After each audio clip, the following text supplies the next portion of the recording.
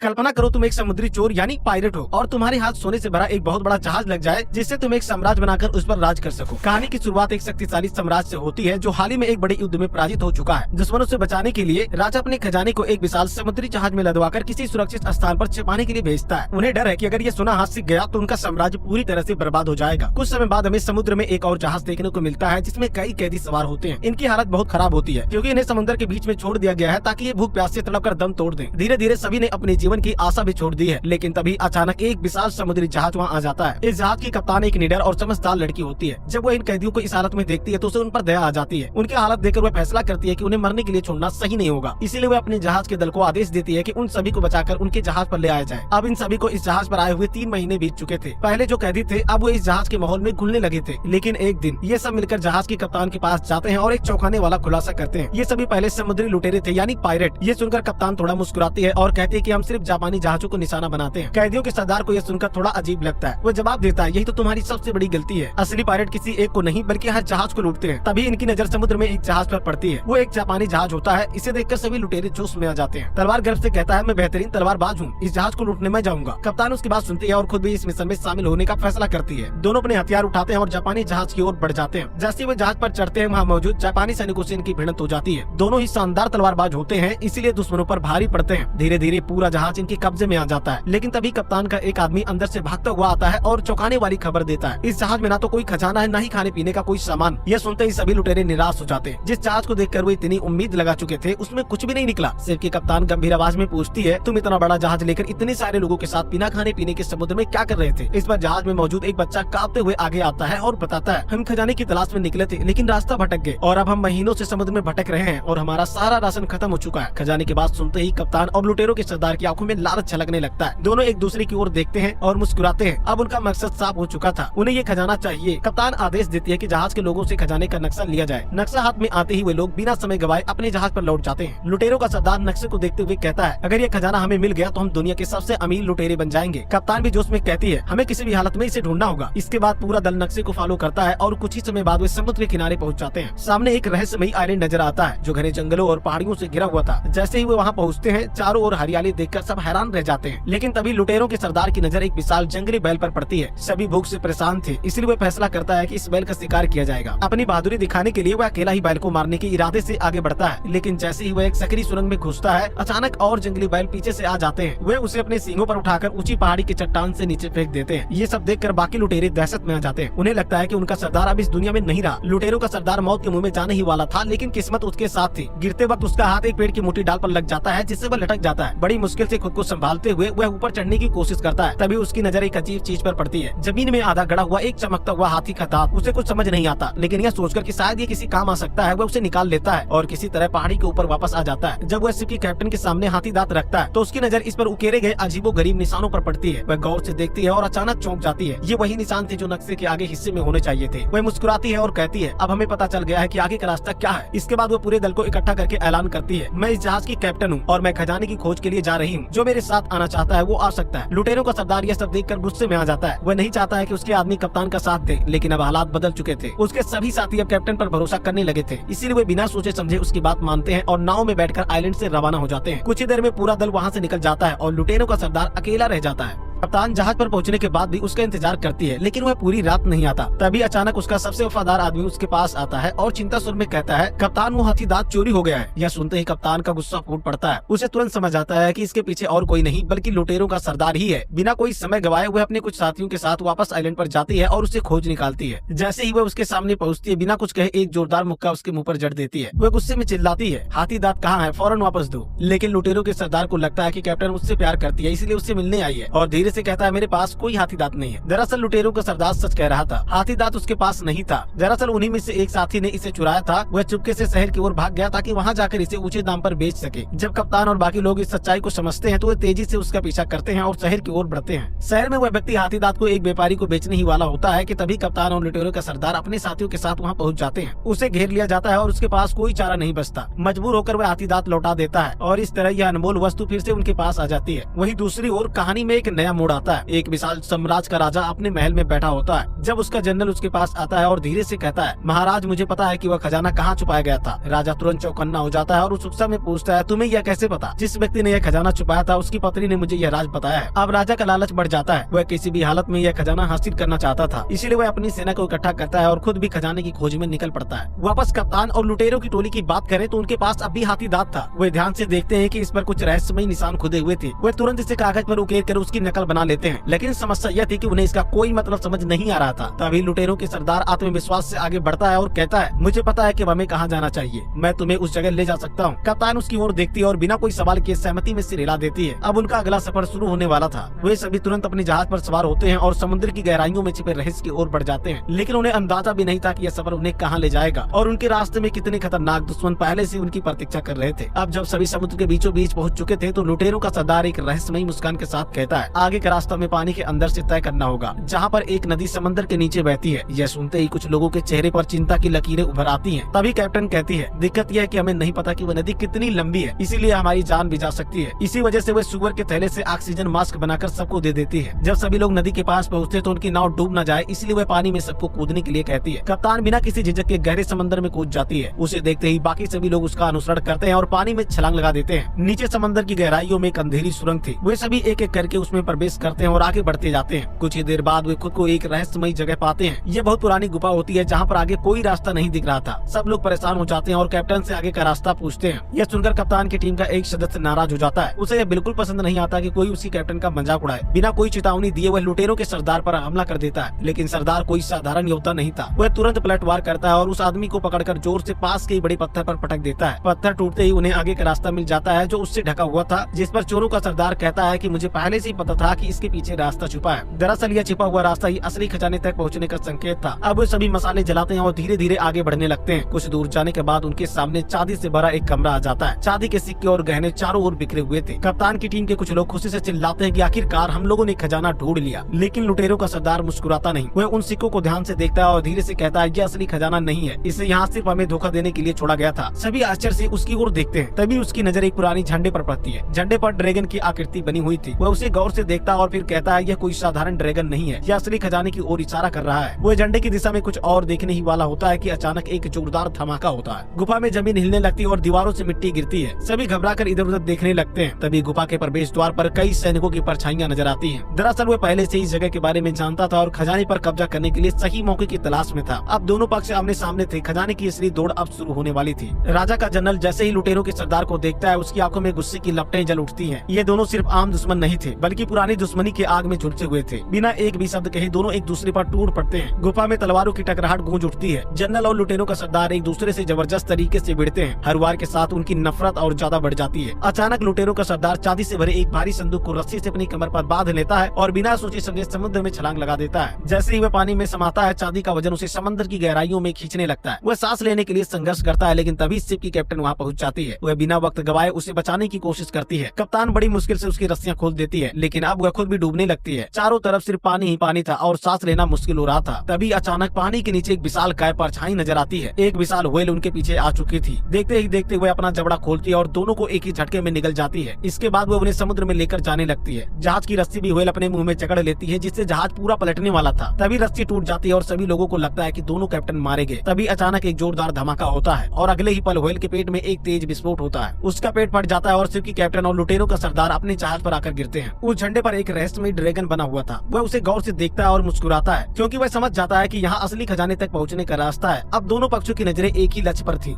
Ship पर captain और लुटेरों का सरदार परेशान थे, क्योंकि अब उनके पास खजाने का नक्शा नहीं था। वे समझ नहीं पा रहे थे कि आगे का रास्ता क्या है। तभी उनका एक बंदी जो पहले हाथी दांत चोरी कर चुका था, धीरे धीरे मुस्कुराता है। तुम लोग जिस ड्रैगन की बात कर रहे हो, मुझे पता है कि वह रास्ता कहाँ है। कप्तान और सरदार उसकी तरफ देखते हैं। वह आगे बोलता है कि वह जगह बहुत खतरनाक है। वहाँ हर वक्त बिजली चमकती रहती है और जिंदा लौटना नामुमकिन है। जिसे सुनकर एक गहरी खामोशी छा जाती है। अब सवाल ये था कि क्या वे इस खतरनाक रास्ते पर जाने के लिए तैयार थे। यह शख्स बचपन से ही समंदर का बासिंदा है, एक ऐसा समुद्री लुटेरा जिसने लगभग हर महासागर और टापू को अपनी आंखों से देखा है। इसी वजह से उसे उन जगहों के रास्ते का भी अच्छा खासा ज्ञान है। जब जहाज का दल उससे खजाने के ठिकाने का रास्ता पूछता है, तो वह बिना किसी जल्दबाजी के एक शर्त रख देता है। वह कहता है, मैं तुम्हें रास्ता तभी दिखाऊंगा अगर तुम मुझे इस जहाज का नया कैप्टन बना दोगे। यह सुनकर मौजूदा कैप्टन का गुस्से से खून खौल उठता है, लेकिन हालात ऐसे होते हैं कि उसे यह शर्त माननी ही पड़ती है। अब यह नया कैप्टन बन चुका है और जहाज के पूरे दल को आदेश देता है कि किस दिशा में आगे बढ़ना है। वहीं पुरानी कैप्टन को अपमानित करते हुए रसोई में भेज दिया जाता है और उसे खाना बनाने की जिम्मेदारी दे दी जाती है। लेकिन जैसे ही वे खाना बनाती है सबके चेहरे उतर जाते हैं। खाना इतना खराब होता है कि कोई उसे छूने तक को भी तैयार नहीं होता।